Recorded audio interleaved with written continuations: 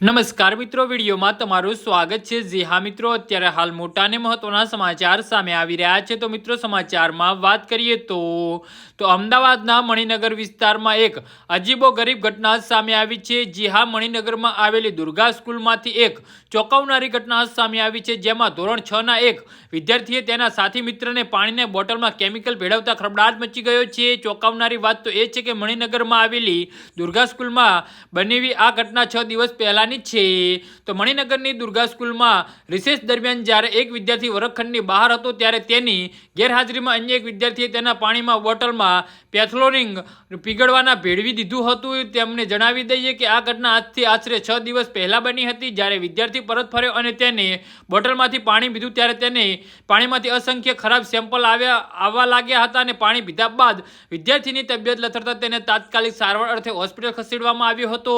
સદનસીબે સમયસર સારવાર મળતા મોટી દુર્ઘટના ટળી હતી। જી હા મિત્રો, તો આના વિશે તમારું શું કહેવું છે તો નીચે અમારી કમેન્ટ બોક્સમાં જરૂરથી જણાવજો અને અમારી યુટ્યુબ ચેનલને સબસ્ક્રાઇબ કરવાની ભૂલતા નહીં। ધન્યવાદ।